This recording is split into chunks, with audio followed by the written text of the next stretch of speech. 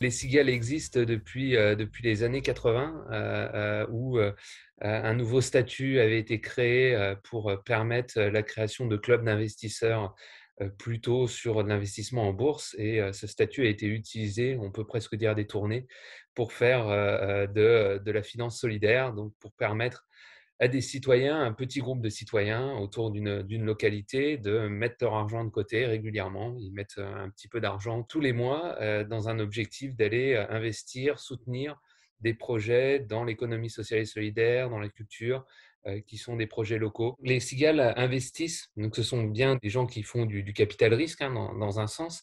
C'est-à-dire qu'on va prendre des parts sociales d'une entreprise et on va apporter un capital en même temps que, enfin, généralement, qu'un porteur de projet met son propre argent dans l'entreprise et on va prendre le risque avec lui et l'accompagner dans le développement de son entreprise pendant une longue période, hein. On reste au capital pendant au moins 5 ans. L'objectif premier étant quand même de prendre de l'argent local pour le réinvestir localement. Les objectifs des porteurs de projets, c'est de redonner un peu de vie à des endroits un peu excentrés des métropoles ou des villes. Par exemple, dans le Puy-de-Dôme, moi, j'ai discuté avec des cigaliers il y a pas longtemps qui me parlaient d'un projet qu'ils avaient financé vraiment dans un petit village, une espèce de librairie café où aucune banque n'avait envie d'aller parce que justement c'était un peu risqué selon les banques, il n'y avait pas suffisamment de monde. L'objectif du porteur de projet, c'était justement de redonner vie à ce petit village. Et le cigalier que j'avais au téléphone, il a eu une jolie formule. Il m'a dit, bah, en fait, nous, quand on a vu ce projet, on s'est dit, les cigales, elles existent pour ça, en fait. Elles existent pour aider ce type de projet où personne d'autre n'a envie de suivre.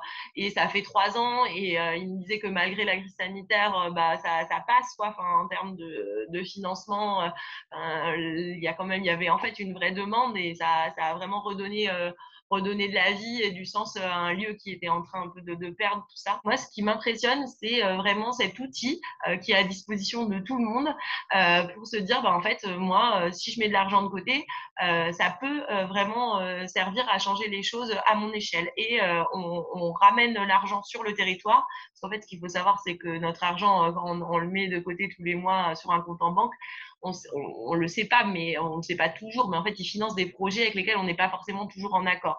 Et là, c'est de reprendre la main là-dessus et de dire, non seulement je décide de me réapproprier mon épargne, de lui redonner du sens, et en plus, j'ai un impact local avec des porteurs de projets qui font sens pour moi, qui essayent de changer les choses à leur échelle aussi. Et c'est cette double chose qui moi, m'interpelle et m'impressionne. C'est à la fois ces gens qui ont décidé de reprendre la main sur leur épargne et tous les porteurs de projets qu'on rencontre et qui, à leur échelle aussi, essayent de changer les choses avec des idées toujours plus intéressantes, une motivation sans faille. On a déjà une charte, la charte des cigales qui fait une petite page qui peut se trouver sur internet et qui donne rapidement les valeurs des cigales, qui sont des valeurs ce soit d'impact environnemental, sociétal ou culturel, et d'impact local. Nous, aujourd'hui, on voit des dizaines de projets de partout. Les cigales peuvent avoir un vrai impact sur ces projets et qu'on manque énormément de cigaliers en France aujourd'hui. Et donc, qu'il faut surtout pas hésiter à s'engager. On est toujours prêt à accompagner à la création et à faire partie de ce réseau. C'est une belle aventure.